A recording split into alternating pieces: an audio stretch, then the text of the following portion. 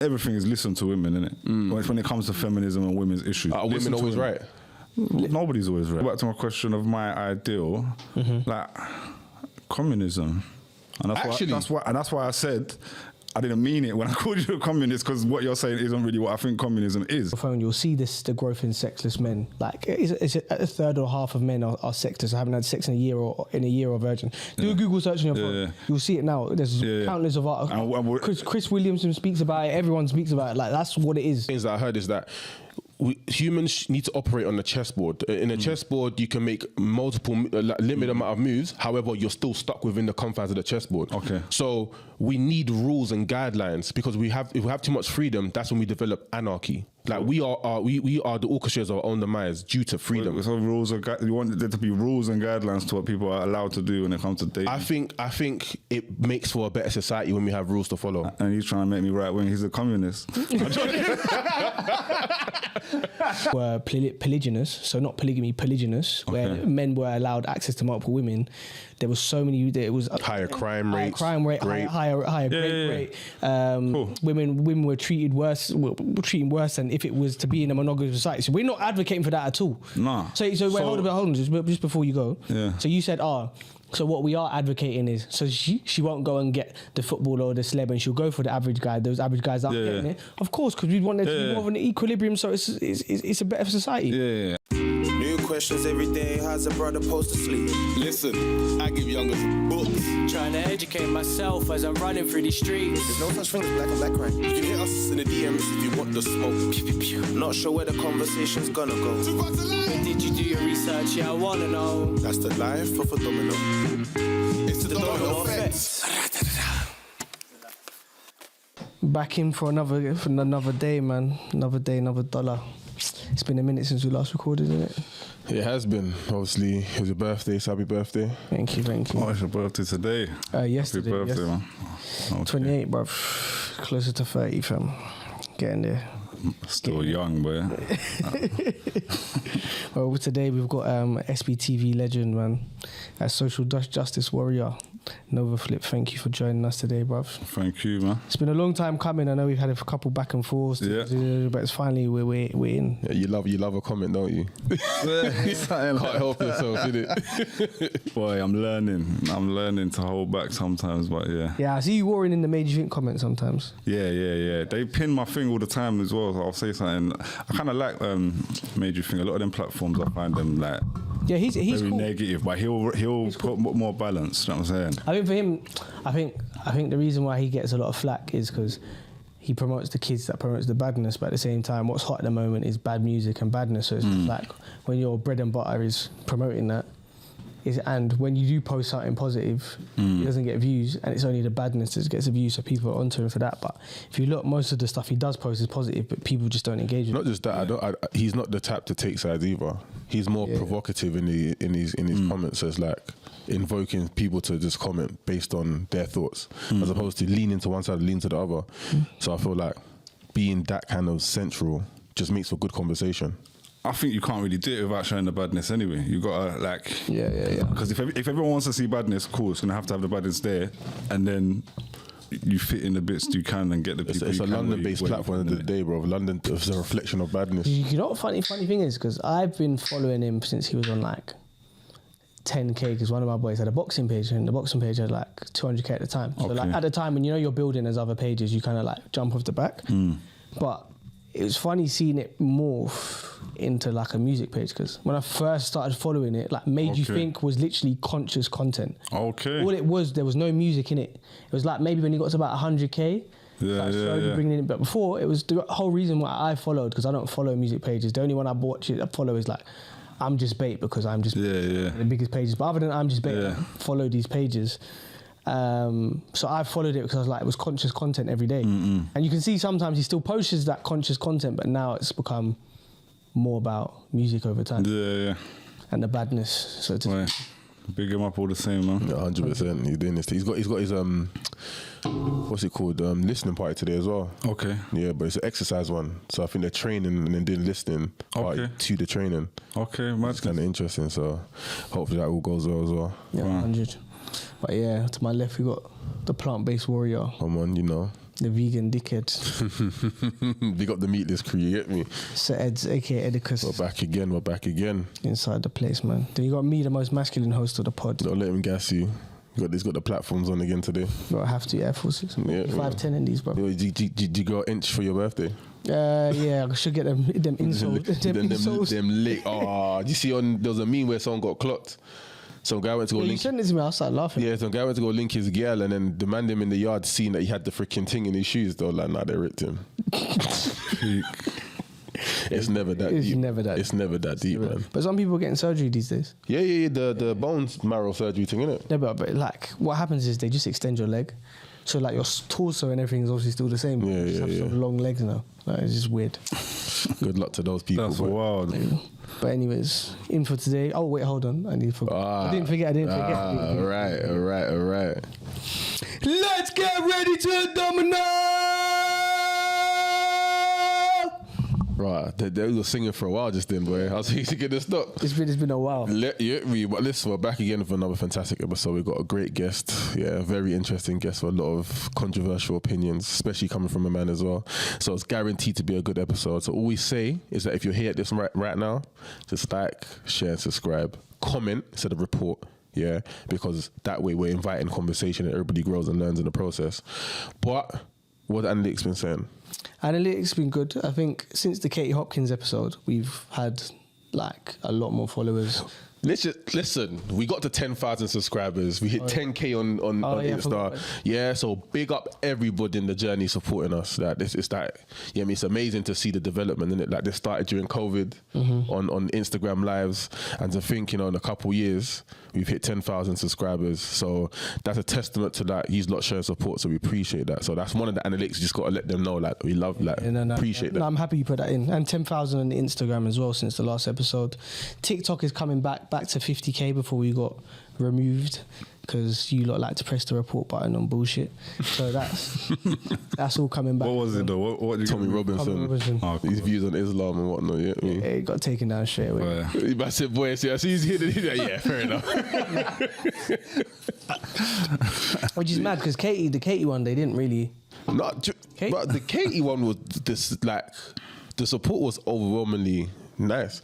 But you know what I think? I think people are getting into the style of how we like to communicate. So it's like with Tommy and Katie, there's obviously the controversial aspect of the character, but then it was more about bringing out who is this individual as a human, like where did their thoughts and ideas come from. That's where the issue is, though. Like, I watched the episode, so I enjoyed it. I didn't watch the. I don't think I watched the Tommy Robinson one because I was around the same time Spray done it, right? Yeah. I was just annoyed at the time. I thought I don't want to watch. I just didn't want to watch it. He butchered it because to me, like, I enjoyed it still, the Kate Hopkins one, but there's a level where it's like, do I need to normalize who this person is as a person? I don't really care, if I'm honest. No, I'm saying, like, and like you're posting questions, and I get the question, like, is Katie Hopkins racist and stuff like that? Yeah, she is. Like, it's not even a question to me. Do you know what I'm saying? But I'm not saying don't sit and talk with her or whatever. And I'm not really a cancel culture person. But the thing for me is always why. So if you know the direct answer objectively, is she racist? Yes. Okay, why? Like, what was it about your development that led you to this path? Because that's when you start to learn intricate aspects to how people develop into these particular types of characters. That's true. Do you feel you done that in the episode though? No, not really. I bantered her a bit too much. I bantered her a bit too much. It more come like, like normalising kind of that she's racist and it's okay. And at the same time, or it might come across like we're saying, she's not really racist. It's not really that racist. Do you know what it was? It's so like, right. she showed her prejudice. I wouldn't say she showed her racist side. She showed her prejudice towards ideology, specifically Islam. Yeah. Then she made examples of how people interpret racism and how that form of racism isn't racism. Like when she made the point of saying that when like a white person might say, but my cousin's sister's boyfriend.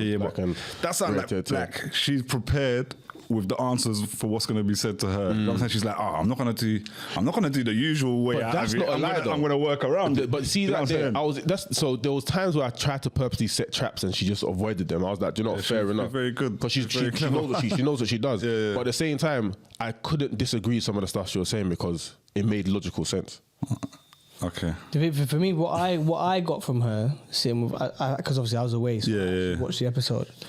What I got from it is Katie Hopkins is a racist. We know that she's a racist, and she's also a bigot, because when she was asked piercing questions like when she was blaming Sadiq Khan's South Asianness on what the shit in London, when Eddie posed questions to him and she just hop skipped and it was like, okay, what you're doing, you're just trying to do smoke and mirrors.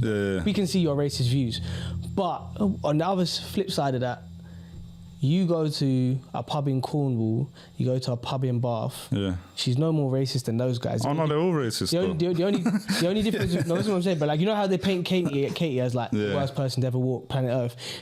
She's a voice for all those racist groups. She's like a martyr for their cause, because they would never come on a public station and say it. But these are all the conversations that are getting had in all these places, and she's their martyr. And then they can come on their troll accounts and support her because that's their motto. And that's why I respect having the conversation with these people. But I'm just like, it's a careful line to walk, to just not, or to end up normalizing that, okay, their racism is okay. Or actually, you know, because some people come away from that watching, no, she's not really racist. You know what I'm saying? Like, oh, look, she likes, because she's flirting with you and all of this kind of stuff. Oh, like, they're still going to come away with that same kind of typical excuse. Like, oh, cool. You know? So that's my only issue. But I think, to be honest, and this is us speaking after, is we spoke about it before, is Eddie came to me afterwards and he said, I think it was good because the interview style got the realness out of her, but looking back, there were certain aspects where he's just like, I missed the mark on that one. Cool. Should have gone back and probed her more. But I guess at the end of the day, it's done well for the platform. You can continue to have conversations about whatever as you're going to on your own platform anyway. Because I think the one way you should go watch, if you have time, is go see the Tommy one, because I think the Tommy one was the right level of humanizing and the right level of, wait, hold on, what you're saying is absurd, if that makes sense. Yeah. So it's like, but it's as you said, it's like... Even the Mark Collette one, the white supremacist. Oh, I saw the clips of that one. So that was a very interesting conversation. I think for him, he's so vehemently he's just a madman. Like, it's like, you can't not sit with him. And he believes in a peaceful separation of the races. Like, he doesn't even try. Is he the same guy that went on the Pearl Show? No, that was a different. That's Nick Fuentes. He's the UK version of that. Okay, yeah. But like, you know, where he's saying is just like, there's no smoking. Like, what you're saying is just outright. There's no. It doesn't make sense. Like in you couldn't apply what he's saying to real life. So it's like when you pose questions, like when he talked about peaceful separation of the races. Okay, if people went back to the respective lands, then where would people like in Australia and America and stuff like that? Yeah. No answer for that. But he still believes in this. Like, and what he uses, he's just like, I've met with black nationalists who have the same views as me, and you're like, wait, so you've met with black racists and you're white racist to say there should be peaceful separation of all races? But of course, that's like, of course, because they're just you on the other side. And that's his thing of like, I sat down with black people. That validates his argument. Yeah. People are interested, man. That's to say the least, isn't it? People just mad interested. But that brings us into the topic of today, man. And to be honest, we were talking about this a bit on the DMs, going back and forth. It's like and we're gonna talk about that whole manosphere podcast space in a bit. Yeah. More I wanted to break down. You had, and really, it's just to open the question of, you said you think that feminism can help men's rights. Like, open up on that. Well, how do you give us an example of what you mean in terms of, I guess, like, theory, without using with using a buzzword or term that people talk about. I guess it centers around toxic masculinity and the concept. If you look at the kind of men's spaces and red pill spaces and podcasts that are very popular at the moment, talking about helping men, they're not really doing anything that's addressing toxic masculinity. They're saying it doesn't exist. They're saying men are not toxic and kind of being in denial of that, where feminism does address toxic masculinity in a sense. And when I say toxic masculinity, let's define that. I mean, it's very difficult to define just in a sentence or whatever, but like, people may straight away think about how men treat women. But if we're talking about male suicide rates and male depression and mental health and all, like, these are all conversations that those red pill podcasts talk about, right? Those are all results of toxic masculinity. Those are all, if you speak to feminists about what they think toxic masculinity means, that's what they're going to tell you. They're going to say, well, men are suffering, in this way. Is that what they say? 100%. Because what I hear with toxic masculinity is associated with more traditional, men acting in what quote unquote traditional masculine way, but it's seen as patriarchal to the woman. So a man saying that a man has specific gender roles and a woman has specific gender roles would be deemed as toxic masculinity because... No, not necessarily, but there are what people may call traditional forms of gender roles that people could say are toxic, and that can come into the conversation, but it's not like, oh, you're traditional, so you're toxic. Like, feminism is about equality and also, like, equal rights and opportunity and choices. So if someone chooses to live a traditional lifestyle, you can be a feminist. That's fine. Like, it's not really... Should be, but I feel like when we're having a conversation, it slightly changes. I feel like women are demonized for wanting to be traditional as well by feminists. Maybe. I don't think they really would be in situations where there's nothing toxic going on in that kind of situation. Can you honestly say that though? Because I perfectly see what you're saying, but and obviously social media is not the real world. But the first thing, if you want to say, I want to be a traditional housewife, you're. What does that even mean? What does that mean though? And when has that existed in our lifetime, or even like when was the last time that even existed? Probably like you mean as in the last century, in the 90s, 1900s, in terms of general populace. Okay. In terms of general populace, yeah. Before women went into the workplace, essentially. Yeah, but pre-industrial revolution. Yeah. When women went into workplace, obviously, then there'll be, it wasn't sustainable to have, because then you'd have inflation, and then it wouldn't have been viable. Yeah, so that's part of it. But even before then, it's I don't even think at that time it was the picture that people are trying to paint. And a lot of these guys that are pushing for that kind of traditional lifestyle or talking about on the internet, like you say, the internet is not necessarily the real world. Half of these podcasters are nowhere near living that kind of life, or even ready to, or in a financial position to. And what they end up doing is creating all of this content that tells them vulnerable men that are going through this kind of mental health problems. This all went wrong when women started working and changing when them roles changed, right? So they essentially are making women the thing that's to blame. When women are not to blame. Women went into the workplace because of capitalism.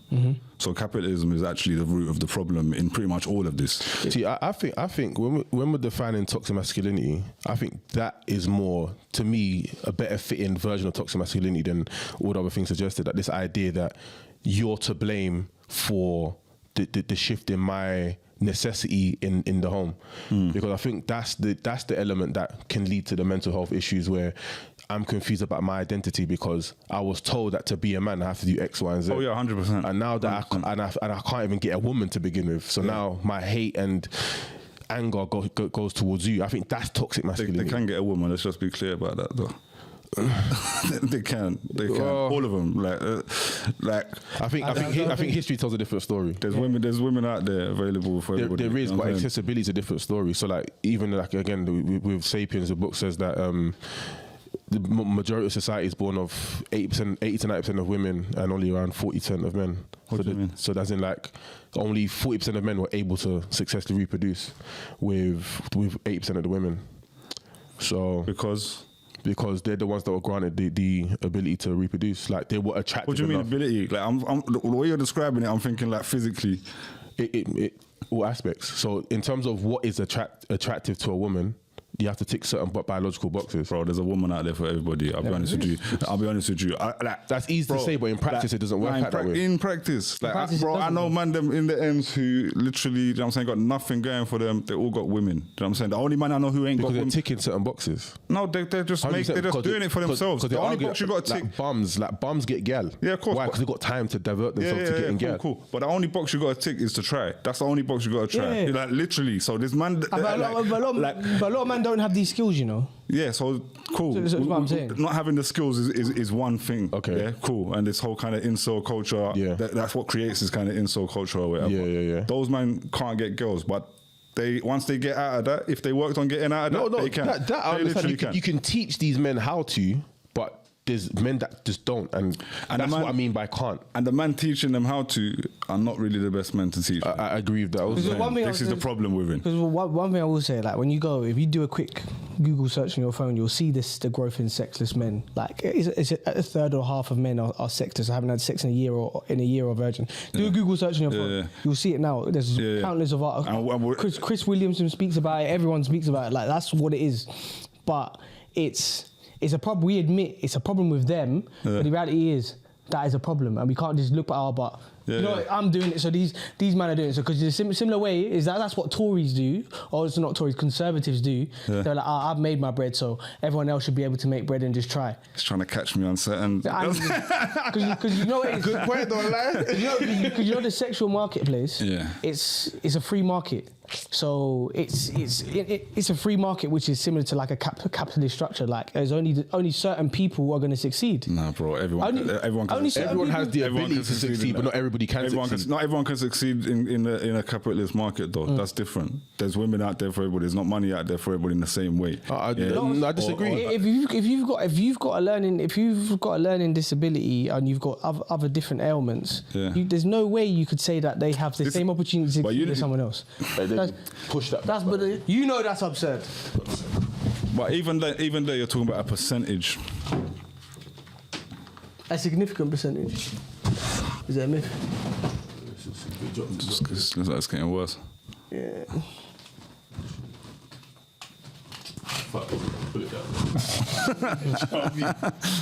Because my point is, the points you're making is the right wing argument I've heard to succeed in terms of financially. So because you're doing all right, and you know man them that are doing all right, and that you think that everyone can do okay. No. You can't say that. I'm not basing it just on individual people I know. I'm basing it on understanding men and women. You know what I'm saying? Like, but I'm giving women, all of them out there. They want to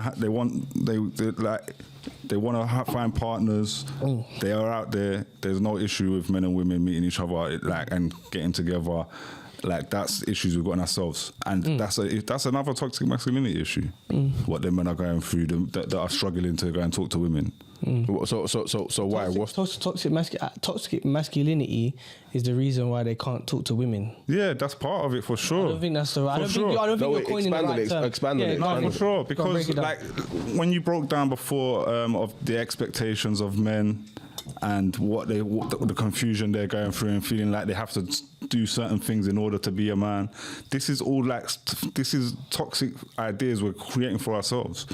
Like toxic masculinity is why are those ideas toxic?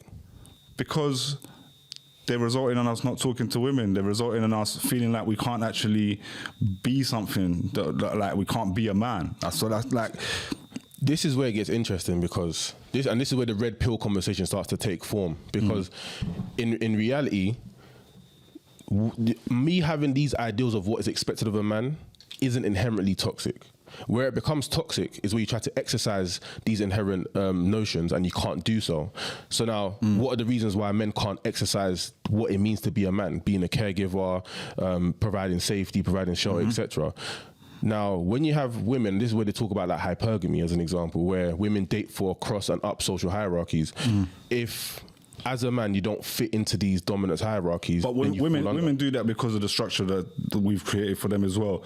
So women arguably, you know what I'm saying? It might be natural. That's men have created.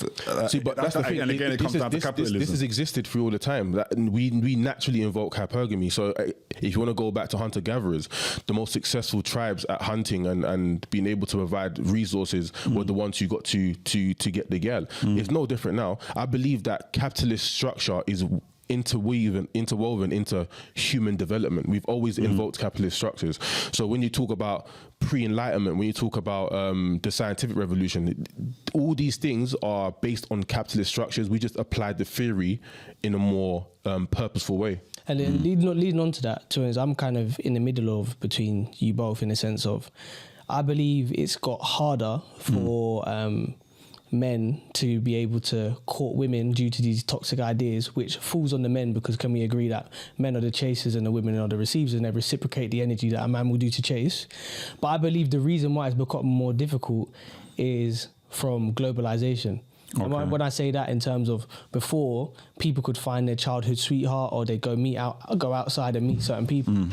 Now what you have through globalization is unlimited access. Unlimited access. So now someone who would have gone and married their childhood sweetheart, now all those bottom tier men. That's making more accessibility at the same time though. That's like making more accessibility for men and women at the same time. But that's where the problem comes. That's why relationships aren't lasting. But it's not why men and women are not dating each other. What I'm saying, but you're looking at it is, if you're desirable, it makes you more accessible. But if you're not desirable, you don't have the skills to be desirable, and you've been dropped down the tiers, there's no more accessibility.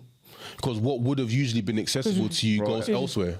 Everyone's desirable to someone. I'll go back to every time. No, but I'm saying, do you know what I'm trying to do? I see what you're trying to do. It goes both ways, because you're talking about 80% of women. You're doing that thing where it's like, how much women there are out there that are in the same position. But you're doing the airy fairy thing where it's like, like everybody's beautiful and everyone's got beauty's in the eyes of the beholder. And we're showing you that men aren't getting girls. And we're saying Google it on your phone if you don't believe that. We don't understand why. I'm not saying it's not happening. These things are nice to say. They're beautiful things to say because it gives everyone that feeling that, you know what, I do have opportunity. But then at the same time, there's the realistic, objective view, which is what we're trying to portray. It's what you just said, though. No, before you break, because you know what you're saying to me, similar when I hear certain right wingers, American Dream brand. Man just wants to make me right wing, you know. You can be whatever you want to be. You can be whatever you want to be. Just come to you put your heart on, bootstraps. You can make it, man. That's the way I see it. Nah, yeah, cool. But it's a completely different context. But if we break down what you just said, right, that if men are the ones that are approaching and courting, right? So and they're failing. They're failing. Okay, yeah. so men are, and you're saying that only a certain percentage of men are desirable, yeah? Only a certain percentage of women are desirable as well. That's the problem, because a lot of men don't want to settle.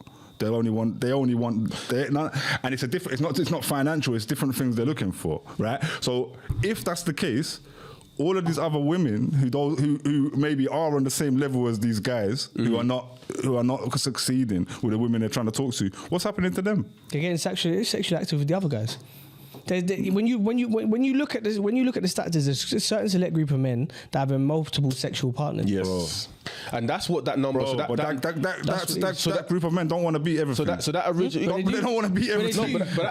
They don't. But that original number was made to show that women have to share men, because the men who are most desirable in society and that's why humans naturally we are more polygynous than monogamous, because the men who are successful, like the kings and the aristocrats, the ones with farms, and this is what I mean by capitalism is interwoven into our society, they're the ones that provide these resources for these women. And those are the ones that to make it clear, we're against polygyny, by the way. Like, I'm not against any of these things. Me personally, I believe monopoly is better for society. We think it's terrible for society, polygyny as well. Okay, well that's cool. I'm like pro-choice or whatever. You know what I'm saying, when it comes to any of these things, so it's like cool. Let people live whatever dream they want to live. You know what I'm saying, as long as it's not hurting others. You know what I'm saying? But then that does hurt others though, because this idea of anybody, we need, like, one of the best sayings that I heard is that humans need to operate on a chessboard. In a chessboard, you can make multiple limited amount of moves. However, you're still stuck within the confines of the chessboard. Okay. So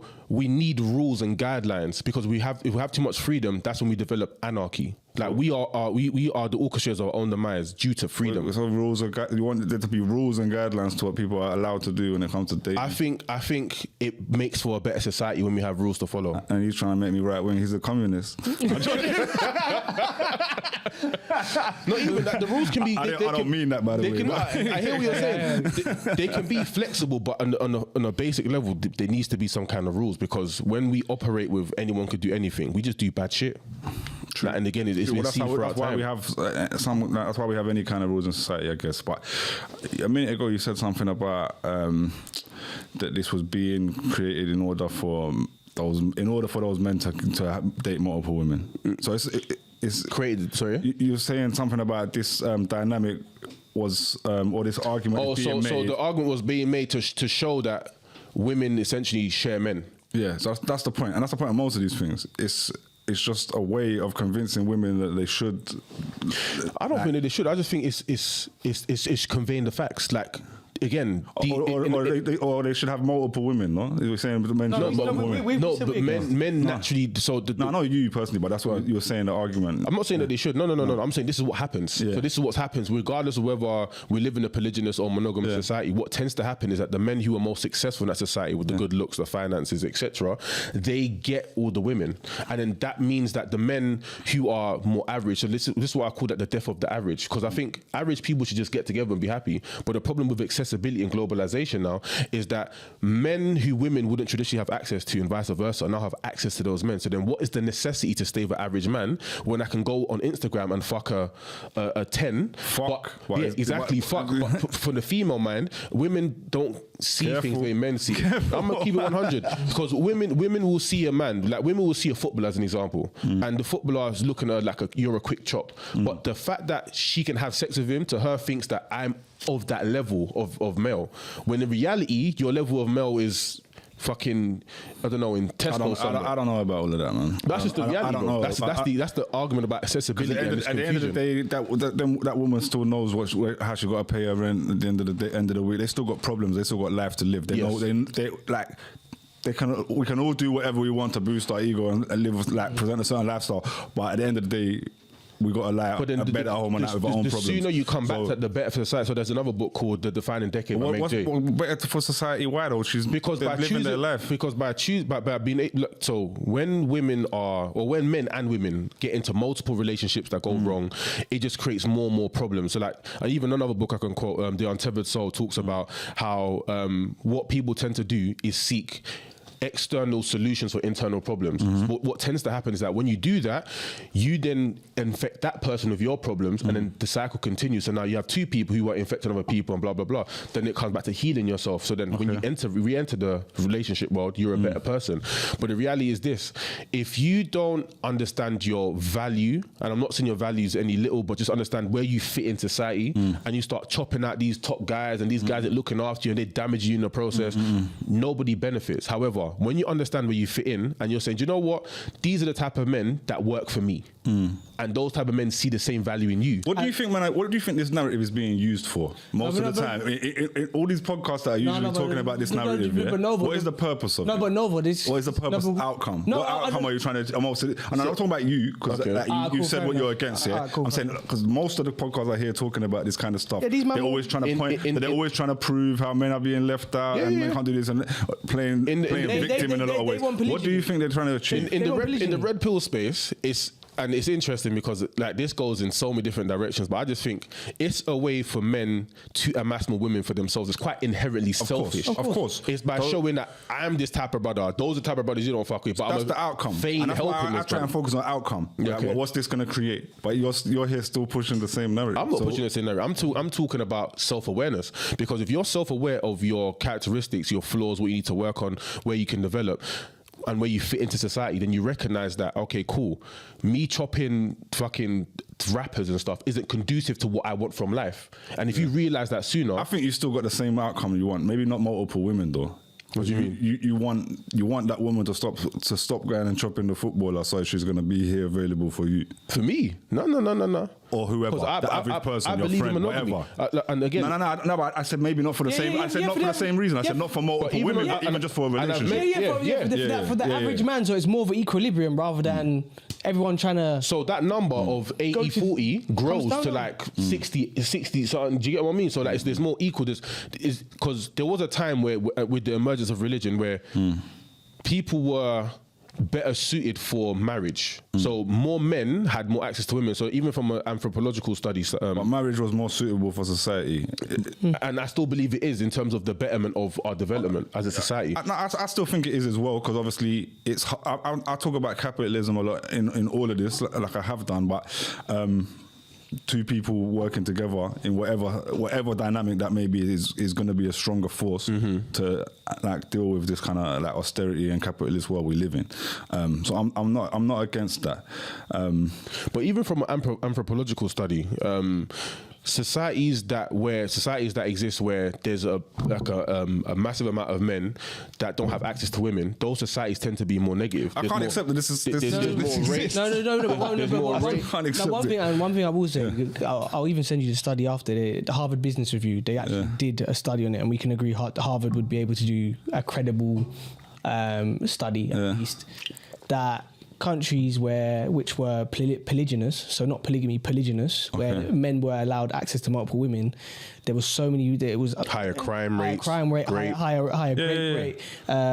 Women were treated worse than if it was to be in a monogamous society. So we're not advocating for that at all. Nah. So wait, hold on, just before you go. Yeah. So you said, so what we are advocating is, so she won't go and get the footballer or the celeb, and she'll go for the average guy. Those average guys aren't getting it, of course, because we want there to be more of an equilibrium, so it's a better society. Yeah. So we're not trying to say advocate so a man can just mash up all the girls. No. I didn't mean that when I said it either. But I was just working out the comparison that it is still. Yeah, it's still something that's kind of thinking for either yourself or like say the average guy. I'm not against it. So just before you go on, you said for the average guy, but similar how you said feminism will help men, but advocating for that for the average guy is also better for the women. Because a society where polygyny doesn't take place, it also better benefits women. I don't necessarily disagree with anything you're saying, right? I just think some of these conversations and the way they're being used, and you've already agreed with it, it is being used for people to do toxic behaviour. 100%. And that's why I watch the outcome and what these people are up to and what they're trying to do, right? So if I say, just even for argument's sake, that I agree with you and your reasoning and what your outcome is what you want out of this, then it kind of aligns with everything I'm saying. Go on. Because as I said, this kind of behaviour, what we're told, what we're kind of raised with as what we think the idea of masculinity is, which definitely includes promiscuity, sleeping with loads of women, is toxic to us. Yeah, 100. So, that's part of, it's a big part of my point. Do you know what I'm saying? I agree. For me, we can agree on that. For me, it's the facets of toxic masculinity, because certain feminists today will have you believe that if you go approach a woman while she's training in the gym, that's toxic masculinity, and you shouldn't try to engage in courtship in that way. Potentially. So this is my point. Potentially? Would you potentially? So I shouldn't go out and draw a girl. No, he's saying that some feminists would say that. I'm saying, they may say that. It's down to the individual, innit? I can't. If a woman if I'm going to approach a woman in the gym and she has an issue with it, I need to accept that very quickly. 100%. That's cool. No, that's cool. But some would say it's a problem that you've even approached in the first place. Yeah. Yeah. Well, if that's what women end up collectively saying, then we've got to listen to that. And the point is, if there's a large percentage of women saying that, then we've got to listen to it. But then the interesting thing is that women will say that, and then in another breath say that men aren't being men anymore. So then which one is it? It's not the same women saying those two things. Do you know what I'm saying? My thing on everything is listen to women, innit? When it comes to feminism and women's issues. Are women always right? Nobody's always right. I'm just asking. So listen to women, but they're not always going to say the same thing. They're not all exactly the same. Do you know what I'm saying? But if a percentage of women are feeling uncomfortable about being approached in the gym in a certain way, then we should listen to that and be like. Doesn't mean I have to do it. Doesn't mean I have to do it, but I'll listen. Yeah, maybe. Listen, I'm not telling you to do it or not to do it. Yeah, I'm not saying either. Do you know what I'm saying? And I'm not perfect. Like, I do things like that are. Would you move to go in the gym? I don't know. I don't go gym. I think I would probably. I wouldn't just like see a girl minding her business and be like an approach and say. But if you know, so if there's some kind of signs, you'll create business. You'll create business. Nah. I wouldn't. You know, I don't. Men are the orchestrators of romance. There's strategies and techniques in every environment to court someone. Most men are creeps, though. Let's just be honest. But I'd also add that. And you got to understand this one thing I want to say about when approaching women, because I've had this conversation with my man them all the time, and they ask me, so how do we deal with this? And I'm like, you've got to understand, like, especially an attractive woman, she may have had this 10 times already today, by creeps. Yeah. So you're just seeming like one of them. Yeah, you know what I'm saying? So, but at the same time, the confusing thing about the creep aspect is more often than not there will be creeps, but to one girl who finds you attractive, you're not creepy. But to a girl that don't find you attractive, but a girl that finds you attractive may still find it creepy. But this is more just like, get me? Listen, this is them. I don't know. That's another red pill talking point. But I'm interested in your ideas around how this is related to capitalism. So, like you mentioned before about how the capitalist structure impacts this. But can you expand on that more? The cost of living is pretty simple. It's not even something crazy. It's very expensive to live, and it's nowhere near as easy for a man to just have a regular job and look after a wife and family and her not need to work. Mm-hmm. Oh, so you're saying in terms of being traditionally like masculine within the household, it's just not conducive based on the kind of structure. Most people can't do it. Most people just can't do that. Yeah. It's not really possible. Because I was in order to be in the top 1%, you have to earn, I think, over 140k, and I think if you earn over 100k, you're in the top 5%. But in London, 100k for a family of 3, if that's the only income of the man, you're not gonna be living champagne lifestyle. No. Like if your wife's not working. So if the top 5%, maybe top 1% would probably be fine, but top 5% you're struggling to live, then it's not really conducive to say that everyone should be. So this is how you think feminism can also help men then, in the sense that by reaching an equitable or more equal status, that men and women both benefit through the fact that we can help each other progress. I never thought of that before. You just decided feminism can solve that. I'm just thinking that's what it sounds like it was going. I'm not like, I think I'm more against like the way capitalism has changed the world. You know what I'm saying? So I think it would be more ideal if we still lived in a world where we could do that. What do you advocate for if not capitalism? But not even that. Sorry, before you even answer that question, so what world are you referring to? Because even in the world where men were the breadwinners, it was still a capitalist structure, just a different version of it. Yeah, but the cost of living has just got so extreme. Capitalism is ongoing, and it's an ongoing system that benefits the top percent. So, but I don't necessarily think capitalism is the problem. It's how we practice. There's another book that I read by a guy called Domino Effect, and he calls this version of capitalism a crony version of capitalism. It's like not utopia for realists. No, this is another one called The Death of the State. This book was called. But he talks about the kind of capitalism that we live in now isn't the correct form of capitalism, because there's a lot of different forms. So, like I said, pre-industrial revolution capitalism. Even in what did they call it? It was pre-Enlightenment period. Where it was more the agricultural revolution. That was a version of capitalism. What did they do? Everyone got their farms. You exchange what you had for. I grow this, you grow that. We exchange. It was all different versions of capitalism. That don't sound too like capitalism as we know it. As we know it, but these were all versions of capitalism that existed. It's just that now the powers that be. Capitalism is a lie, innit? Capitalism is a lie in the way we know it. In a sense, like you're sold a dream that you can achieve the same kind of lifestyle as the people at the top of it, and it's designed only to benefit those. Like it's designed for them to benefit at your expense. I think you're sold a dream that it's possible, because it is possible. It is possible. Yeah, don't get me wrong. It is possible, but it's not. Most people are not going to be able to do it. But I think people are aware of that. The capitalism. No, most people are not aware of it though. Most people like in the UK vote Conservative with this dream in their head, and most of them are staying on the council estate somewhere, and they're not going to get nowhere. So the fact they've been convinced. Tories aren't working class though. What? Most Tories aren't working class. I think I don't have percentages off the top of my head now, but a lot of working class people vote Tory. But was a great deal. But on this one, was great deal. This on the back of immigration? This one, because historically, this. That one is, but they have for a long time. Do you know what I'm saying? They have for a long time, and they don't really like, or they at least vote for something that's quite right wing. Even if they vote Labour, it's been for a right wing version of Labour. Labour will probably get in now because it's quite a right wing version of Labour. The Tories, and they usually get in because the Tories have gone so far doing something crazy that everyone's like, we need something different, and it's just all a pantomime. But so what's the alternative to capitalism in your mind? Like, how do you see things working? Well, if you go back to my question of my ideal, like communism. And that's why I said I didn't mean it when I called you a communist, because what you're saying isn't really what I think communism is. Okay. Yeah. But I don't ever think that's ever going to happen. So I live my life in a capitalist world and get on with it. But what does communism look? Because he's spoken about his form of capitalism. What does communism, and this is where people got, and again, it's another thing that's a lie, right? We're told communism is this evil thing that means the government's going to take over everything. We're past that. Yeah, so communism means no state, no money, and no class system. So everybody has what they need. And that's why I said you're a communist, because when you're talking about in the relationship, you're talking about balancing out the relationship. I don't think communism would work. Whether it will work or not, I'm saying ideally that would be a better world. Is communism as an ideal? I agree with.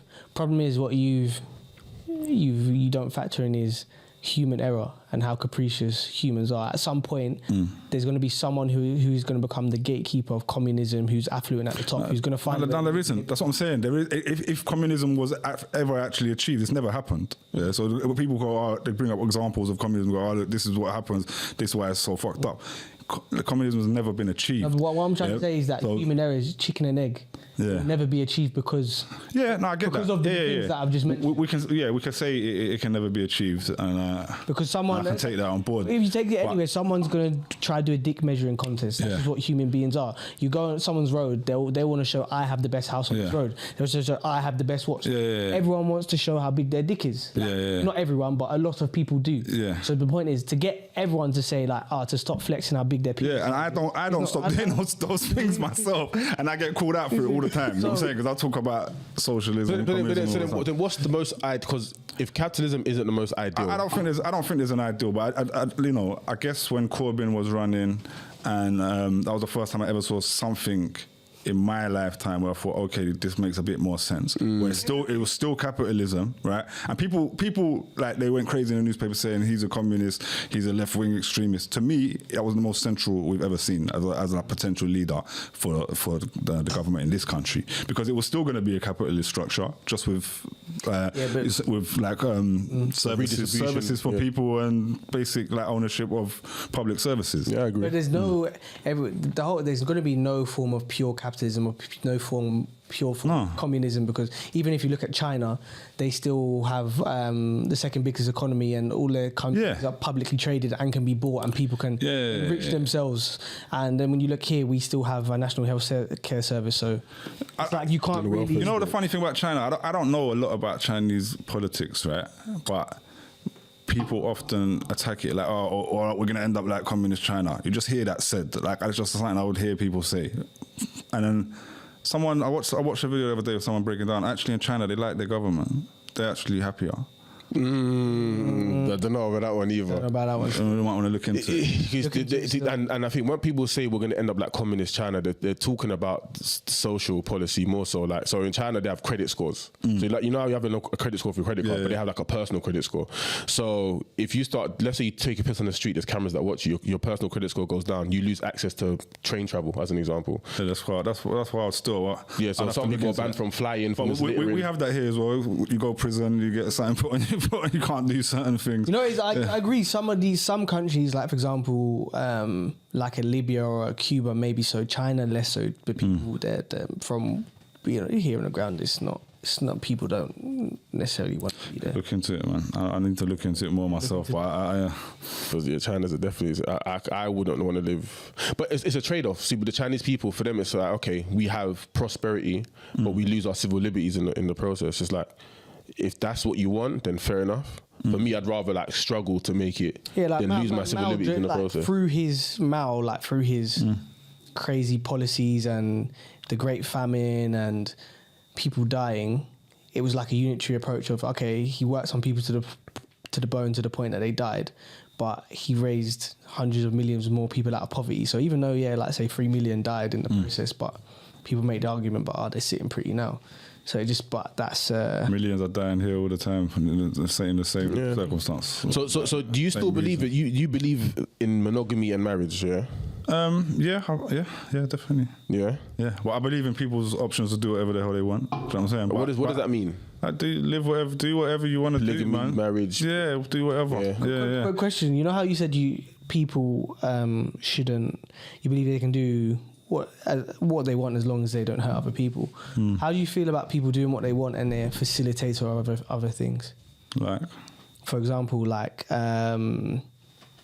say you buy cocaine to put up your nose, even though you're not there trafficking and getting involved in drug production yourself, because you are purchasing your facilitator of that trade, do you see? Yeah, that's a problem. You know what I'm saying? But it's a problem we're all part of. You know what I'm saying? I've Nike trainers on my feet. You know what I'm saying? So it's a problem I'm aware that I'm a part of. You know what I'm saying? And my whole thing with everything is to be ready to take in new information and learn and do better. You know what I'm saying? But And on that note, and because I see a lot of left-wing people, I'm sorry, it's not me always on to you, and I do your thing, man. But a lot of left-wingers will say, like, okay, if they don't hurt anyone, say a brother and sister, just playing this scenario, they've been separated from birth, and they link up again, and then they decide to start a romantic relationship. Is that something you disapprove of? Where did that even come from? I see what you're trying to do. You see how left are you really? I don't see where that connects with being left or what. You said they can do what they like as long as they don't hurt no one. So that is not hurting no one. What you're saying they know their brother and sister, but they now know their brother and sister, and they want to carry on clapping cheeks. Because if you're a real lefty, you should allow them, because that's what. That ain't got nothing to do with being left or right. Listen, it's nothing to do. It's an extreme example. No, it's not. There's no such thing as left-wing extremism for a start. No, because lefties in the institutions like Foucault would say that's calm. But again, do whatever you want. I can say it's nasty, you know what I'm saying? But damn, on camera? I'm not saying, but listen, I'm not saying I'm going to tell anyone what they can and can't do. You know what I'm saying? I'm not a dictator. You lot are telling me, you know what I'm saying, communism ain't going to work. I'll say you want to tell? No, but I feel we should have the right to keep each other in check. We should have a responsibility to keep each other in check. Isn't that illegal? It is illegal. It is illegal. So of course it's illegal. So we should have the right.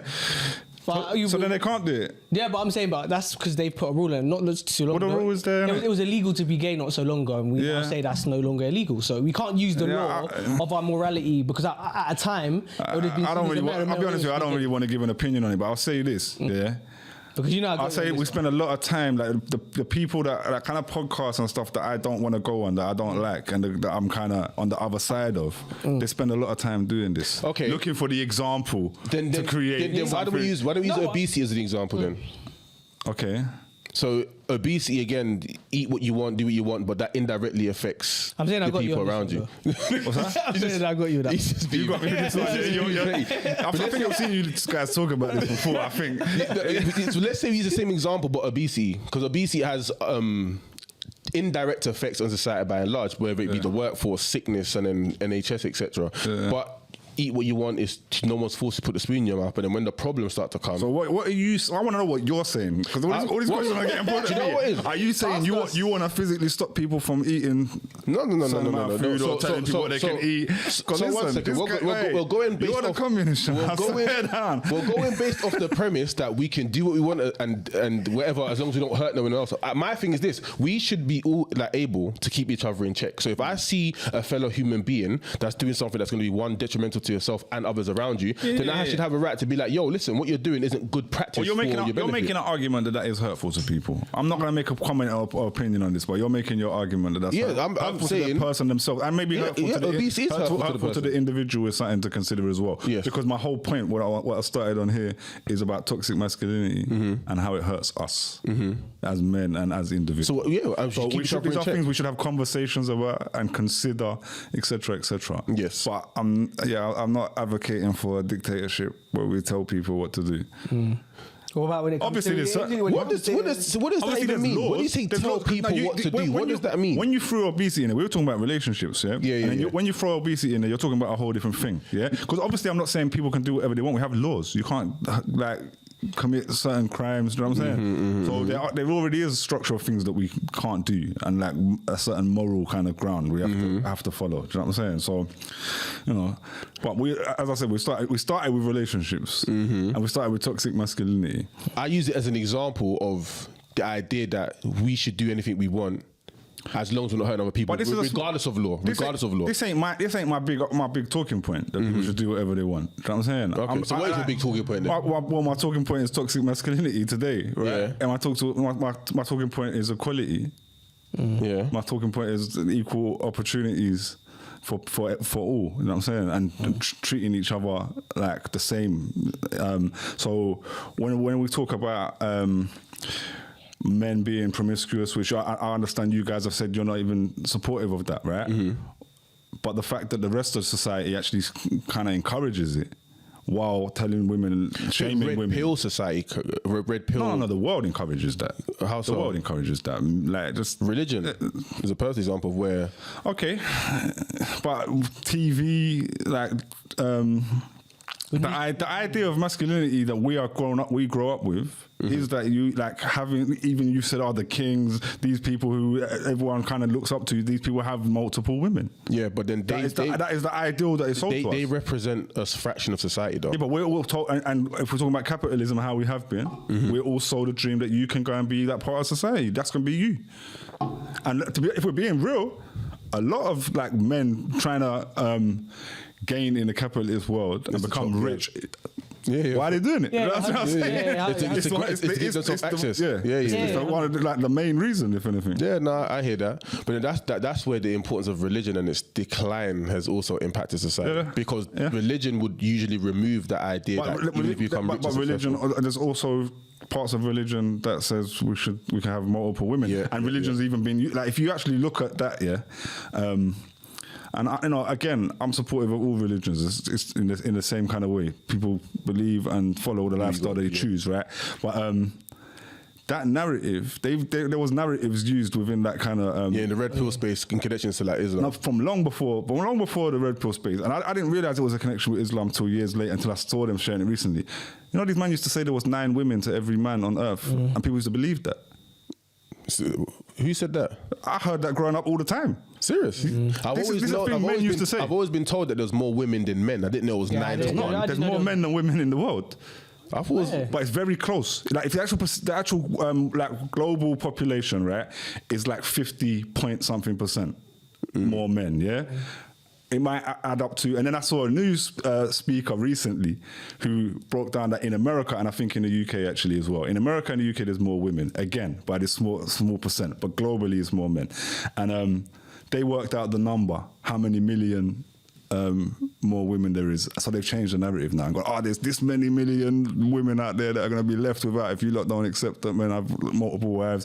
I'm saying, we're told a lie. And to me, like, and this is, I guess, more supporting what you guys are saying about monogamy is, God don't make mistakes. If it's that close to 50%, why is that? Do you know what I'm saying? Yeah, that's quite. It's a miracle. But arguably, if we try to get as natural as we can, usually I'll try to look to the animal kingdom, and the same thing happens there as well. Is that men who lose don't get granted access to reproduce, and then they end up dying out. So wouldn't you say it's men not being able to procreate is also a part of natural selection? I don't know. I don't really have an opinion on it, to be honest, man. I know you lot love going to the animal kingdom and all of that, man. That's the only way. Because it's an easy way to be purely objective. What's Jordan Peterson talk about? Which one? I don't know. He talks about some kind of fish or something. I don't know, man. Something real dumb. But Jordan Peterson, you don't like Jordan Peterson? He's an idiot. Why? Jordan Peterson is a white supremacist. Not because of his views on Africa and colonialism. No, Jordan Peterson, right? I'm trying to find, because whenever I find like these people who like I don't kind of agree with, I spent hours, I spent days watching all of this guy's videos, right? And I need to find this specific thing. He said it a number of times, but he said it in a certain way once. He believes that white supremacy doesn't exist, right? In the way we talk about it. To me, that's racism in white supremacy. White supremacy or white privilege? Both. But I think both. But yeah, I know. There's a lot of things that we're talking about white privilege, right? But the things go hand in hand, in a sense. White privilege exists because of white supremacy as a concept. Structural racism. I agree with that. You know what I'm saying? So he says that it doesn't exist and that it's all hierarchy, right? Mm-hmm. He says it all the time. Right? I see this one thing where he says it's competence-based hierarchy. Yes, he says that a lot. So you're saying that the white men are the most successful in this world over here because they're the most competent. That's maybe the most white supremacist thing I've ever heard. I see the logic in what you're saying though, because and the reason why I'm again running with the idea is that the most successful person tells a story. So in this particular situation, when we're talking about the most successful person tells the lie. either or. But then at the same time, and that's what white supremacy is. But they're the one that perpetuates the narrative. So like in order for someone else to tell a different lie or a different story, then they'll need to be the most competent to do so. No? I think for me, they need to be in a position to do so, which mostly has been handed down to people. No, but this is where I'm going to differ. I'm in the middle of what you're saying, because I agree with what he's saying. But when I look at competence-based, it's not handed down. Like, he is correct, it is based on a competence-based hierarchy. But there's a two-sided approach to that argument, is that when you look at, for example, if you take a look at the UK, 15% of the schools in the UK are private school. 70% of university offers to Russell Group and Red Brick universities are private school. That's not by chance, that's by design, because they've had a leg up. Yeah. So it's a thing of they are more competent, and if you take the average private school kid compared to average state school, because they've been trained to be more competent. He's been trained to be more competent. So it's not people say it's given, but they have worked for it. But it's because they've been given a massive head start. Yeah. So it's like, if we add that factor into what we're saying, it makes his argument fall apart, though. Do you know what I'm saying? Yeah, of course. Like, and then we start talking about proving that actually white supremacy does exist and white privilege does exist, and. Yeah, so I'm not a Jordan Peterson fan.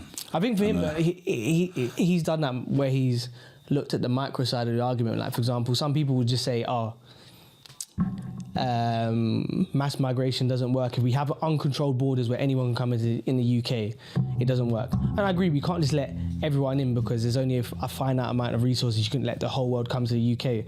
But there's a two-sided of that argument. If we stop going to Africa and stealing all their resources, stop destabilising these countries, do you really think people want to get on a boat and risk their life to come here when they're comfortable at home? Exactly. But what right wing do, they just look at the mass migration and forget all the chaos. Oh no, they know though. They know, they're just playing a game. And that, to me, Jordan Peterson and all of these kind of guys, I mean, he may believe some of what he's saying and a lot of it even, but they're playing a game. Do you know what I'm saying? He's running a career. He presents these kind of ideas in a very clever way, and in a way that pulls a couple little emotional strings to these men we're talking about who are suffering with mental health problems. And he's making money off of them. So that's why I don't really rock with most of these kind of platforms and etc. So what do you think the solution for these men? How do we curb toxic masculinity? And does toxic masculinity have a polar opposite as well? When you say polar opposite, people will talk about toxic femininity, but toxic femininity as a concept harms women. It doesn't harm men. So toxic femininity is female ideals, right, and ways that women are taught to live that are toxic to them. The same way toxic masculinity is toxic to us, right? Which is what I've started on. I haven't focused on how it's toxic to women, but the difference is with toxic masculinity, it is also very toxic to women.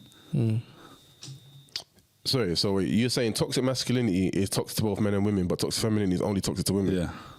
How have you got to? Because what kind of typical female trait is toxic to men? The way that women are taught to be and taught is normal, taught is acceptable. I'll tell you one. This incessant need for a man to make six figures. That's not a feminine trait. It's just not. Safety. Money, safety.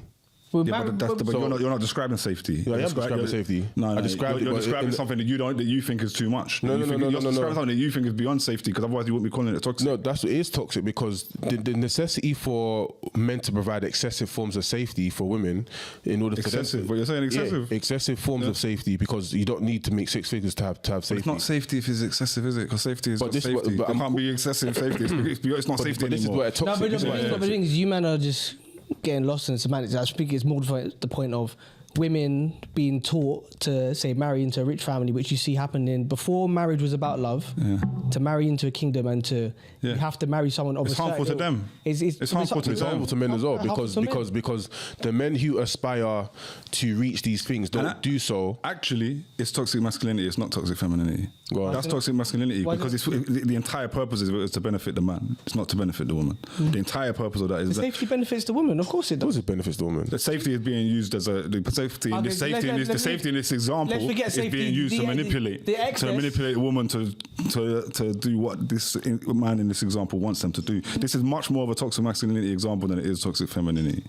I don't know. And most are. I've been through this before, and the thing is, like, you know, I didn't even prepare coming here today what I'm going to say today, but I've had this conversation off the cuff a million times, and every time that's what happens. The example to me that comes up is either an example of toxic masculinity or an example. You sound very biased. I think this is a semantic. Who isn't? Who isn't? I'm saying. I think what am I biased to? No, I think wherever this conversation men sits are is more how toxic. you coin the... But why would I be biased to that? I'm a man. Yeah, but that's what I say, because that's why I say it sounds. Yeah, You how might about- not be. You get me? So that's on you to present the other argument. You get me? But What I did want to ask, views on Andrew Tate. Yeah, he's like, I guess, a core figure in what's going wrong with men at the moment in the world. And like, there's men out there that are lost, that do need kind of guidance and support, and there is problems in like men's spaces. They're looking for help in some certain ways, and he's another one of those people like Jordan Peterson, who's there pulling on heartstrings to take advantage of them. And it's leaving them more toxic. It's creating more violence towards women, I think. And this isn't even a study I saw. I follow this stuff anyway, right? They said in the UK that 2 women per week are murdered, right, by their male partners in the UK alone. 2 women per week, right? I heard it's something like that. Yeah. Since I've seen this myself, watching Andrew Tate come up, and in the kind of rise of that Red Pill space, that's now 3 a week. So that's risen by 50% in that time. There's probably a million other factors that can come into that. Cool. Yeah. But that's not even no study. I've just observed that myself. I'm how like, much is that? Since that's gone up, that's risen by 50%. When you look in correlations, are always causality. Like when you look in that period in his come up in COVID, domestic violence went up. No, in COVID they had their whole set, but still 16. It was 16 a week during COVID. Yeah. So that's already its own statistic. Do you know what I'm saying? I'm saying what it is now. do you think Kevin Samuels was any better? No. The only thing with Kevin Samuels, someone pointed out to me, is that he used to put men on blast as well. Yeah, he did. So he only got viral for the women, but he put men on blast. Yeah, and he got viral for the women because that's, you know what I'm saying, we live in a misogynistic world. This kind of content is popular. I think a lot of these men are trying it. I think, you know, I don't think Andrew Tate is, because Andrew Tate is, you know, he's got some crazy charges against him. He's said some wild things openly, like, you know, where it's not even really deniable. But yeah, I think a lot of these people are just, you know, taking advantage of those vulnerable young men. I'll throw Pearl in the mix there as well while we're at it. And when I kind of realised that is when I kind of decided I don't really want to engage with these people, right? I got asked, I think you was the first person, actually, you won't even remember, but you asked me to come on Pearl's show. Yeah. But you know what? You weren't the first, right? And if you don't remember, you won't be able to answer this. The first was Sarah Garvey asked me himself to come. Me and him was having an argument, right? Online, and he was like, "Well, come on the show." And I was like, "All right, cool, I will." And I didn't really know much about it at the time. And then you messaged me like in the same week, so I didn't know if he told you to. No, I don't think he would have. I would have just So you was like, "Boom, come on the show." And I think I even said, "Yeah, when the time's right." And then I kind of watched it for time, and then I kind of started realizing, I thought, "No, this is a game, man." And it's a setup, because you're gonna go on that podcast. They're going to get that one clip that makes you sound crazy to their viewers, and they're going to put this thing. Well, you might do that to me today. I don't know. But I'm saying, but I came here today because I think I watched your thing for a while, and even then I remember thinking I go on their thing, but I'm not going on hers. And even though hers is massive, and I can probably get how many followers and I don't want to do it. Like, I don't want to entertain it. Yeah. And at the time, I was arguing with Sarah Garvey, and I was telling him this woman was a racist. This woman was a racist, and she's running you. And he venomously argued against it with me.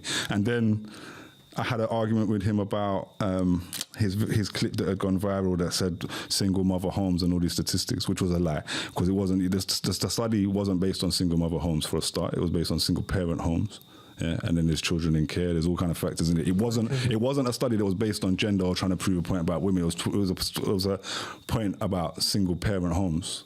Yeah, but I think he made that clear, though, didn't he? No, he didn't make that clear. He didn't. He didn't. And when I argued it with him, I went and found all these studies. I don't have the stats on my head, but I went and found all this stuff.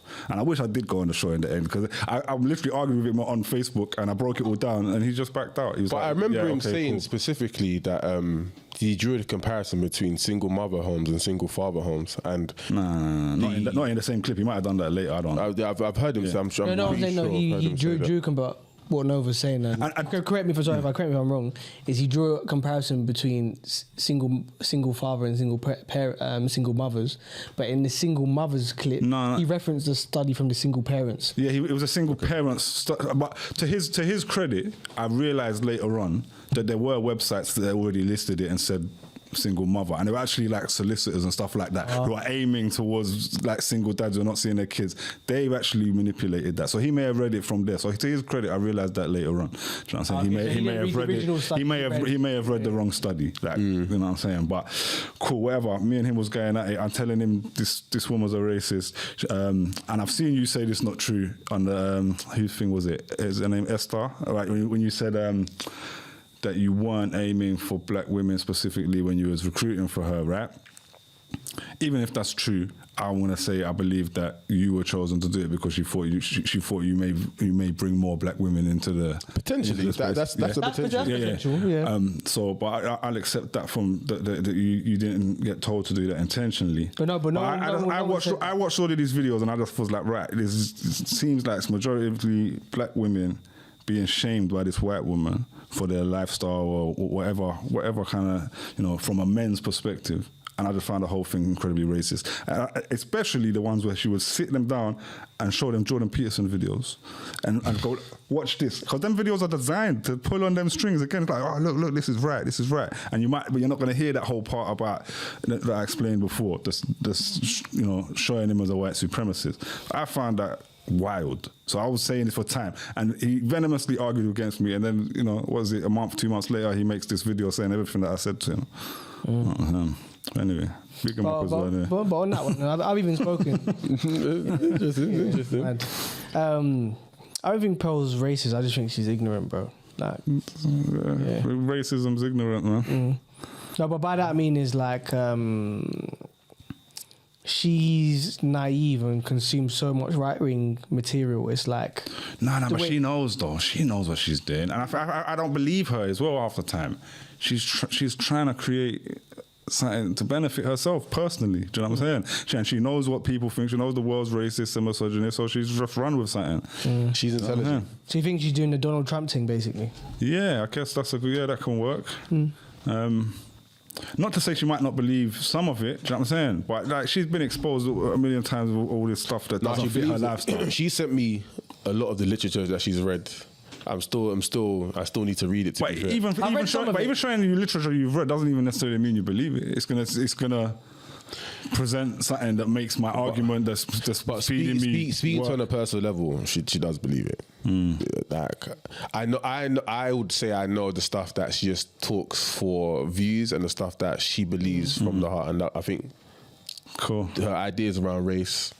What she believes that happened and how the story has been manipulated to benefit one aspect of society. She believes that. Okay, I'm not quite sure in the context of what that is, but yeah. So she essentially says that based on what she read is that, and I can't remember exactly what period, but the black people are highly emotional with regards to what happened historically, but then they use that anger as a system of control and to get benefit certain groups and blah blah. Like, I need to read it all properly. Okay, I understand what you're talking about, and if we even say some of that is true sometimes, cool. But again, it's just a narrative being used to prevent people from talking about racism, because the racism does still exist. The outcome the outcome of slavery and things like that she's referring to still exists, are still here today. Still happen, I look for why are you saying this? Even if there's some truth in it in some examples, why are you bringing up that example? Because it's not the example that is the whole picture. And again, she's just trying to stop people talking about racism to stop us from addressing it. She is funny. She even said that she believes that black people are far more racist than white people. Of course she does. and she think women are misandrous or whatever dumb word they come out with this week. You know what I'm saying? Like, of course. Listen, this is the thing they do. Yeah, this is what they do in the media. Is whoever is like the kind of group being oppressed or whatever word it is. they want to reverse it. Whoever's privileged, actually, they want to make the privileged group the victim all the time. You know what I'm saying? In order to keep things the way they are. Something in the news going on right now that I won't say where they're doing. Yeah. So they want to make women the face of domestic violence all the time. When you look at like any kind of story of like parents who hurt their children. She hit me first. Yeah, she hit me first. Yeah. Or like Amber Heard, like whatever. They like when there's a situation where both people have done something wrong, they want to make the woman the face of. This is the face of domestic violence. This is the big story we're going to talk about for domestic violence for the rest of this year. But we're going to ignore all of these other stories over here. Say they want to make women the face in the terms of that women. And they want to make black people the face of racism. I see what you're saying. You know what I'm saying? Yeah. And I'm saying that's what you just what she said. That's what made me think of. You know what I'm saying? And I think they do that with everything. Yeah, it's a switcheroo. You know what I'm saying? And now with the trans thing all the time, that's what's in the media all the time now, right? It's like they want to make us feel like there's some agenda going on. So they're the enemy. They're the face of. Is they want to make agenda? They want to make. No, I don't think there's no agenda going on. No. So what do you think just happened? It's just. I think there's an agenda to make us hate people. Like, I think there's an agenda to actually. So even though it might be a pro-trans article in the article, yeah, 100%. Like it might be a pro-trans narrative in the paper, but it's put there because they know everyone's going to react to it and go, oh my God, you know what I'm saying? Because I always made the argument saying the trans argument is so inflated, it's crazy because it represents such a small fraction of society. Exactly. It doesn't need the kind of coverage that it gets. It's just not necessary. No, it doesn't. Exactly. But it's outrage porn. You incite anger and then you sell that anger back to the opposite group and then that makes more money. It's all part of the marketing machine. And I'm not saying not to talk about, not to like have those things voiced, but like for example when they talk about this, and again it'll be like going to that one example, like this sports person has like won this like whatever medal. Jordan Henderson has gone to sign for Saudi. You can't really support freaking blah blah blah. Yeah, and it's like they'll get that one example to argue against the whole equality for trans people. Like, you know what I'm saying? They're using that tiny little thing that already you're saying is a tiny percentage of people in the first place. One example of something that's happened, like to attack everyone, or like a trans person, like a incident of violence in a shared toilet or something like that. Do you know what I'm saying? Where if you actually go and talk to women, most of them don't really have an issue with it, with shared toilets. Is that true? We could look into. That's what they had to look up. From when I have looked up into it, I would stand on that. Okay. Yeah. I saw a video. Yeah, I saw a video where they went around. It was in a university, I think, but they went around and literally just filmed asking everybody, and literally like, but it's a struggle. They're left-wing institutions, man. That's like going to like a football hooligan and saying, "Oh, do you mind black people being here?" Do you know what I mean?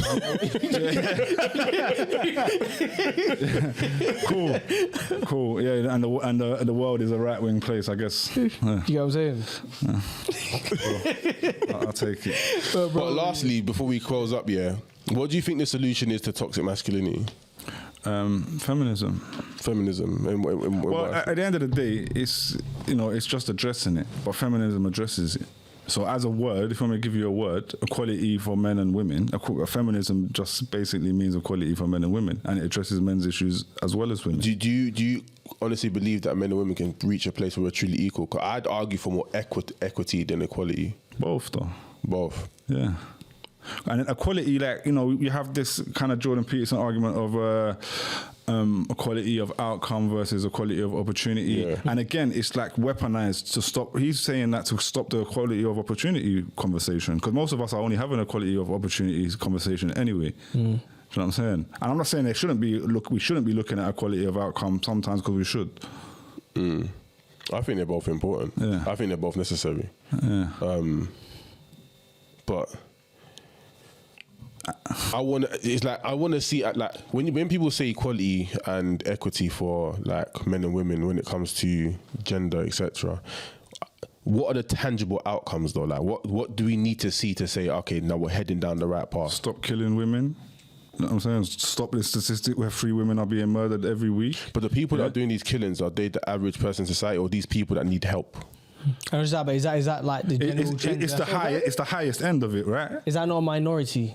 Yeah, but I'm talking about the most extreme, right? Okay. There's a thing online. There's a pyramid, right? That's called the pyramid of culture, right? This is you can look up online, and it has the most extreme things at the top of the pyramid, which obviously are minority. That's why it's the smallest part of the object. Then at the bottom we have things like, well, they have things as simple as, you know, telling young boys will be boys, letting boys behave in a certain way. You don't let girls, you know, like slurs we have for women, etc. And just like basic stuff. Is that grape culture though, man? Like all of that. Yeah, I feel like it is, because it basically explains the things at the bottom impact the things at the top, and of course they do, and it gets progressively more serious as you go up. And like I said before, I'm not saying I don't do none of these things. Do you know what I'm saying? Like I'm programmed by it. I'm programmed by the same. And like, you know, the people I argue with, all they want to prove, they want to come and prove to me, oh, but you do this, you've done this.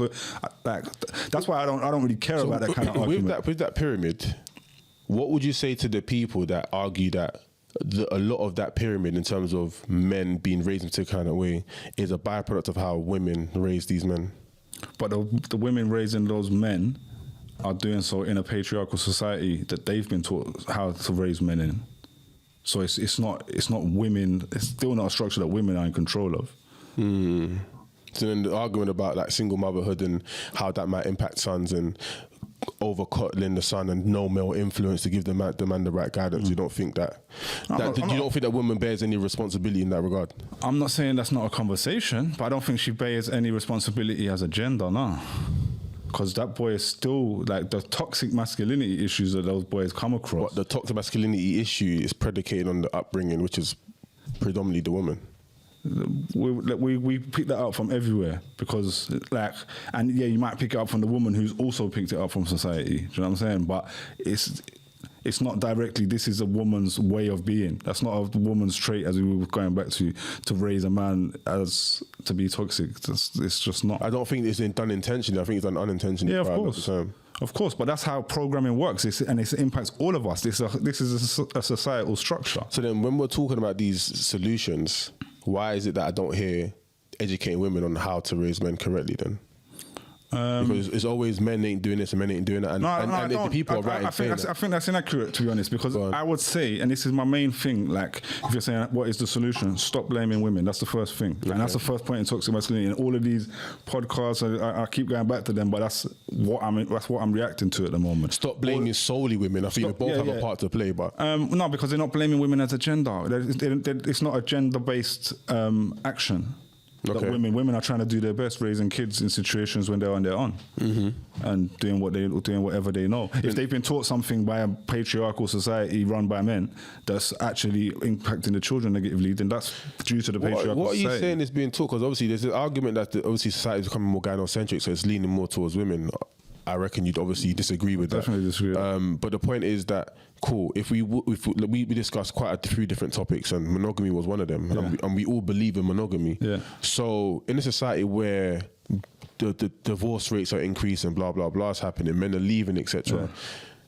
And then these women are left to look after these men. Address capitalism, because those women are in difficult circumstances because of capitalism. Yeah, I hear that. I don't know. Because I don't think it's solely capitalism. I think it's also based on the individual's choices. Like I said, when I go back to self-awareness, because if we realize and we recognize that raising kids in single-parent homes puts them in every statistical disadvantage, then so you're saying the decision to stay with a partner? I'm saying the decision to carefully select the partner. And this was when I refer to the book, To Define a Decade by Meg J. So one of the points she makes in this book, and she's a woman. Out here, bro. One of the points she says in this book is that we spend, let's say 18 to 21 years of our lives in education to prepare ourselves for a career, because that's going to be lifelong. She said, the person you pick to spend the rest of your life with, you're going to be living with longer than you lived with your parents. But we don't dedicate the same amount of time we do to education than we do to finding the right partner. So when people are now selecting the wrong partners, and one of the arguments she makes that the people think about 30 being a new 20 as completely wrong. She says that your 20 should be the part where you set your foundations. But what she often hears as a psychoanalyst is that women will say, we were told to live life when we was young and do what we wanted to do, and then I met the right guy when I was this young, but I wanted to live life, so I waited until I was 30, but then now I'm 30, I'm rushing to find a partner and I've had to settle. Then women then end up in situations where, do you know what, I'm not really feeling this, I'm going to break up my partner. What you've done again is blame the woman. What I've done is you blame the woman. What I've done is outline a book and I'm posing it to you. If we break it down, you're saying I quoted a book by Meg J and I'm posing it to you. Cool, all right, cool. But what that is doing is blaming the woman for the choice she made instead of blaming the man for his behaviour. and for his brother. parenting. So where's the accountability in this? How can you not blame someone for the choice they made? We can't blame that before the person who done the actual act. Do you know what I'm saying? If a woman is being abused and beaten by her partner, you're going to say it's her fault. That is the same thing with being said. I see what you're saying. It's not the same thing. It is the same thing. What's the difference? The difference is that what I was trying to illustrate in the book is she selected a partner that she wasn't happy with, so she has the choice of whether to stay or leave. So she also had the choice. So you're saying she should stay with the partner she wasn't happy with? I'm saying that she should have made the right choice when it was better. What if the right choice wasn't available? Because like I said, Meg J's a psycho. You want to go back to where your childhood sweetheart, where your options weren't even that vague. Meg J's a psychoanalyst, so she's essentially a therapist. So these women come in and they say, this is my life experience. So I can only go off what these women have put in the book. What they said was that I met my right partner when I was this age, when I was in my 20s. I said, I'm not going to stay with this partner because I want to live life, because that's what I've been told by the baby boomer generation. Then it's got to the age of 30 when it's like, yo, I need to freaking settle down and have kids.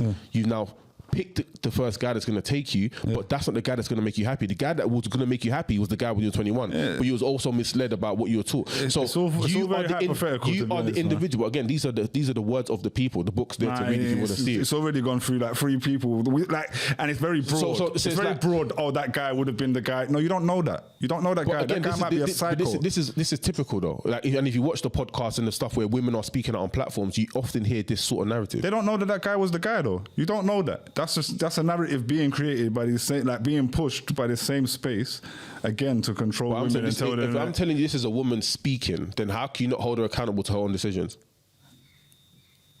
That's up to her to hold herself accountable to her decisions or what she wants to. Like, but I can't blame her.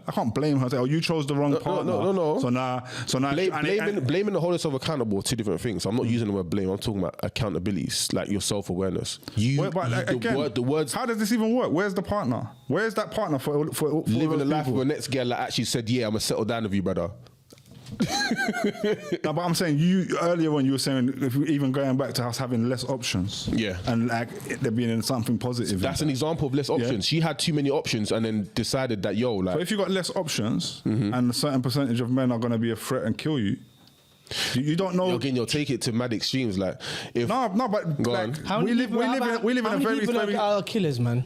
Cool. It is the extreme, But domestic violence and like abuse is not an extreme. That's actually very common. I was just using killing. So there's a huge percentage of men that are going to be abusive to their partners in some form, maybe most.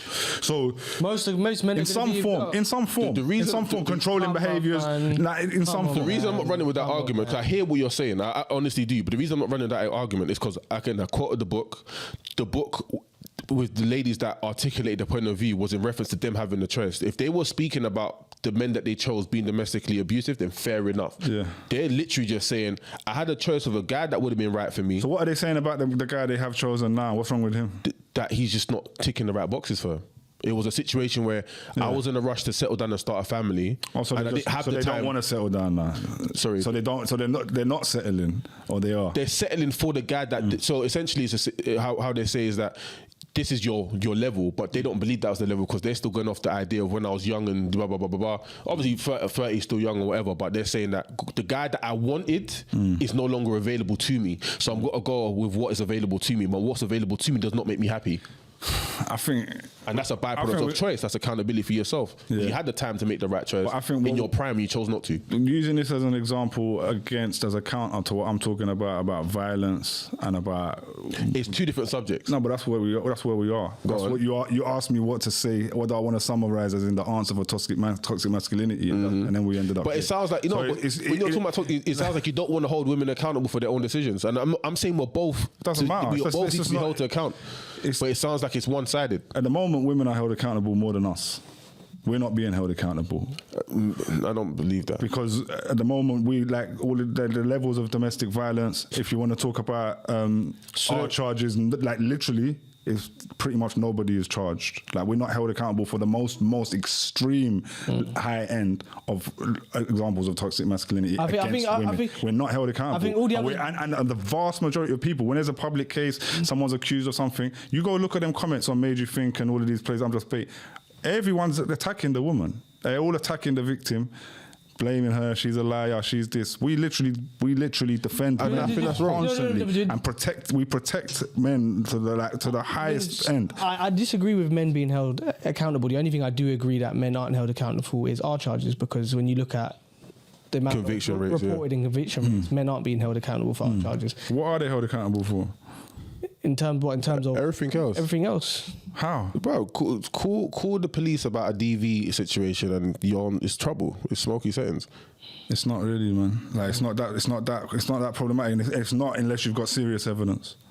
What we consider serious evidence? You're getting nicked. Like if a woman calls and says like, you're getting nicked and then you're walking, unless there's some kind of strong evidence. But that sounds logical to me. That unless there's credible evidence. So there's no problem. Then what's the problem? If she's got a black eye, you're that's probably, not. If she goes got a black eye, you're probably going to get a charge. Potentially. So depending on what you say, that sounds like it's right to me. Yeah, they don't sound wrong. So there's no issue here then. That's not like. So the men are being held accountable then, because you're saying they're not being. Well, even in those examples, again, you go into them comment sections when that's happened. Everyone's defending that guy. He might get held accountable by the law, but not by us, not by society. They're walking. They're walking around. They're going to carry on with their life. They're even going to tell their friends they've done it, and they're going to go, "Oh yeah, fair enough." What did she do to deserve it? That's the first thing. That I agree with you. That we shouldn't point the finger. What did she do to deserve it? What did she do? And that's wrong. And that's mad. That's wrong. Yeah, that is part of what it seems like you're saying. We should hold the women accountable too. No, it's not. Because what else do you want them held accountable for? I'm saying be accountable to decisions that you make. Yeah, cool. We should all be accountable to decisions. What does that matter? That's not even a big issue. That's where the debate started, though. No, it's not where the debate started. The debate started and you're asking me how we solve toxic masculinity. I don't know how we got to that. Do you know what I'm saying? Because that's a very small, and again, it's taking a small example over here to disrupt the conversation. Masculinity, is also it's also embedded in people taking accountability for their own actions. 100%. So it's still in men though. In men, because we got a situation where men are not taking accountability to a larger extent and a larger seriousness, and it needs addressing, and we have to address it. You know what I'm saying? Like we as man, and I'm sure there are a lot of levels of this where you will agree and want to address those things. Yeah, we didn't. We agreed on a lot of things. No, definitely. Bro, it was interesting. The one we agreed and disagreed on things, but we met in the middle of the road on certain things. Certain things I don't think we're ever gonna. No, of course. I think that's why I came here today, because that's like I say no to so many podcasts, but I've been watching your thing. I will probably say I disagree with maybe most of what's said on it.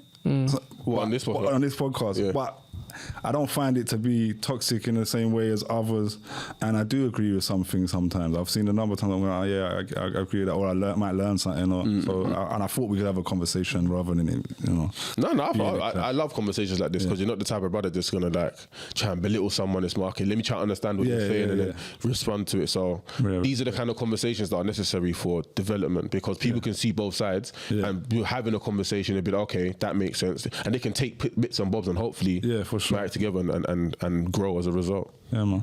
I appreciate it. So glad you came on, my guy. Love, man. But listen, you made it this far. We appreciate you. So just subscribe, because if you enjoy the conversation, to be here for I think it's like an hour and a bit. Yeah, it's gonna be a long one. Then you might as well show love and watch the next one. Do you get what I mean? But like, share, subscribe. You know the steez. Ski up.